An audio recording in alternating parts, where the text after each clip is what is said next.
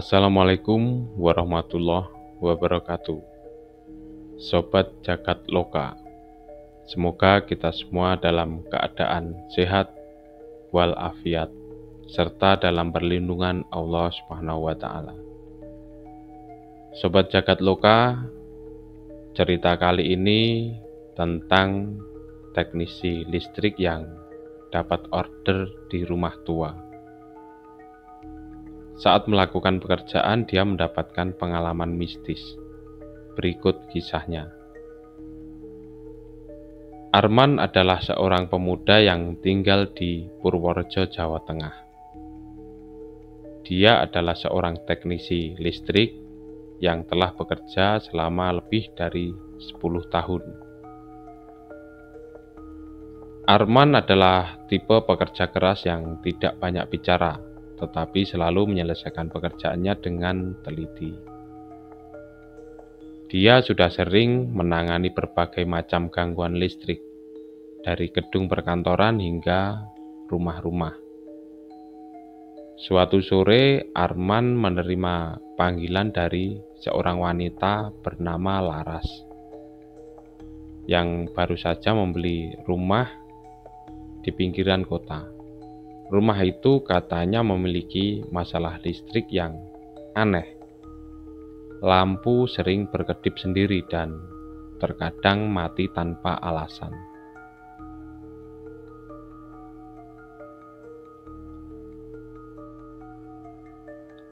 Saat itu Laras menelpon Arman. Ketika dia nelpon, dia menjelaskan bahwa dia sudah cek semua arus listrik yang ada di rumahnya. Aku sudah cek MCB-nya, tapi sepertinya bukan itu masalahnya, kata Laras kepada Arman di telepon. Arman yang sudah terbiasa dengan berbagai keluhan serupa menyanggupi untuk datang ke rumah itu keesokan harinya. Namun dia tidak menyangka bahwa panggilan pekerjaan kali ini akan menjadi pengalaman yang menakutkan. Keesokan harinya, Arman ini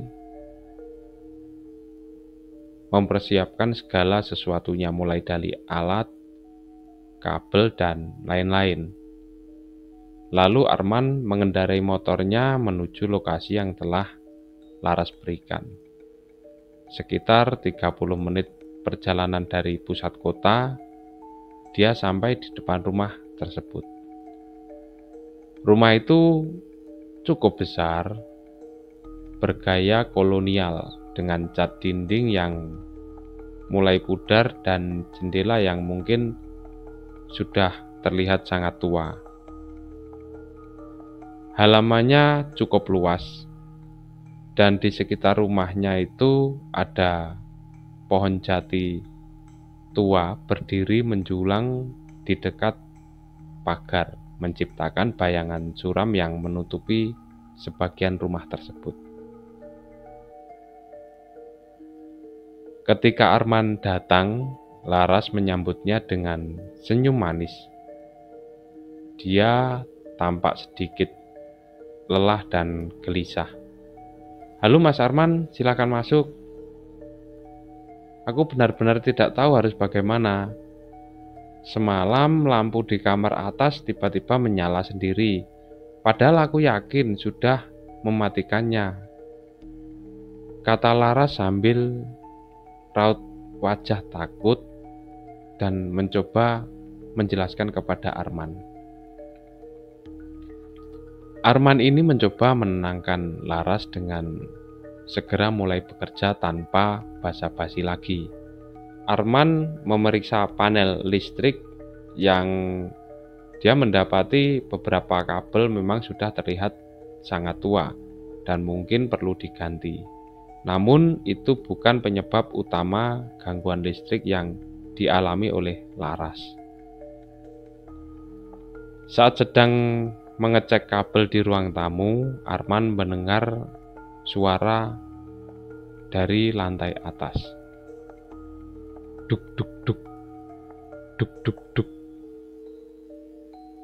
Seperti langkah kaki yang berjalan perlahan di atas kayu tua.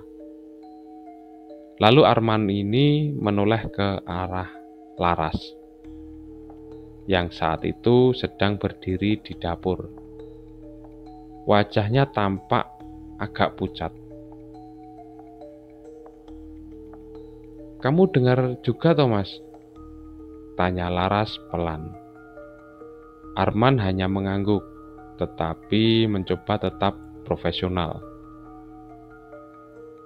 "Bisa jadi itu tikus atau kucing masuk ke dalam," jawab Arman meski ada perasaan tidak enak di hatinya.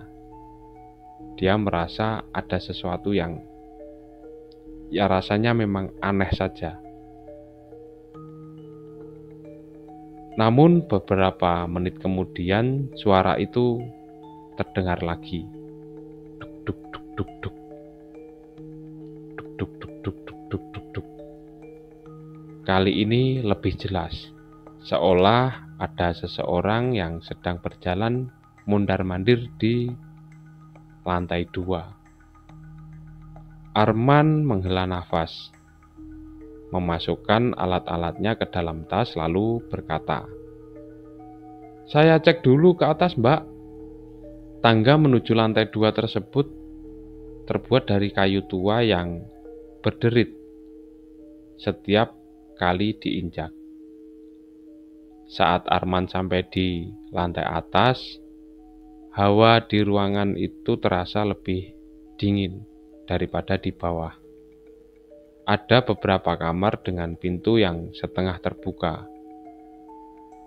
Salah satu kamar menarik perhatian Arman, karena di dalamnya masih terdapat perabotan lama, ranjang kayu besar, meja rias dengan cermin berdebu, dan sebuah lemari tua yang tertutup rapat.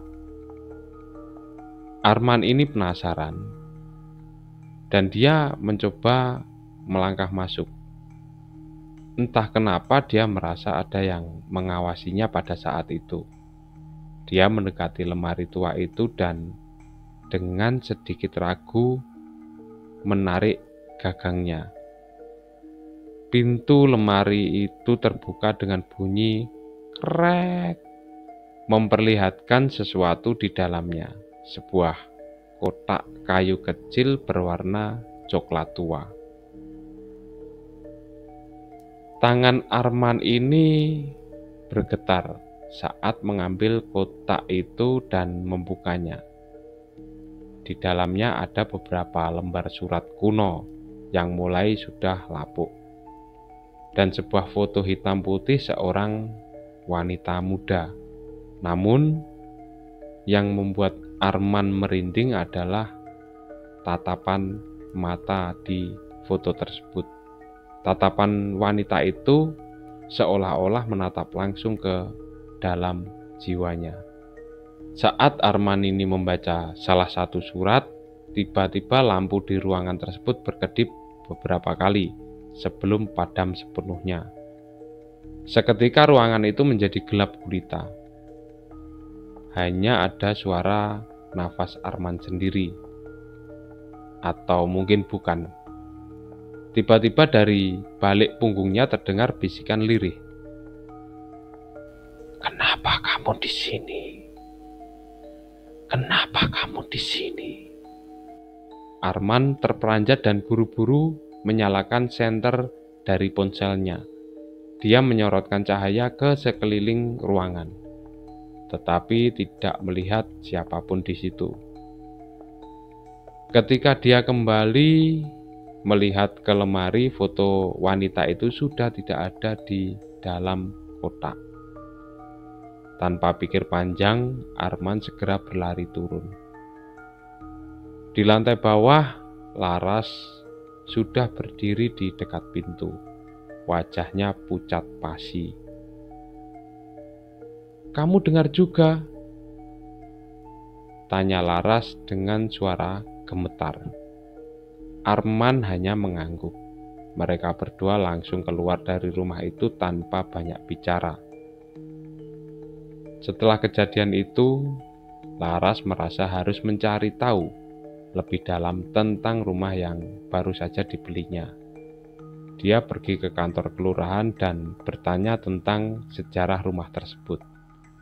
Seorang pegawai tua menjelaskan tentang rumah tersebut. Rumah itu dulunya milik seseorang wanita bernama Sari, seorang janda muda yang ditinggal sendirian. Suatu malam, dia tiba-tiba menghilang tanpa jejak. Warga sekitar mencarinya tapi tidak pernah menemukannya. Ada yang bilang dia dibunuh dan jasadnya disembunyikan di rumah itu, tapi sampai sekarang tidak ada yang tahu pasti.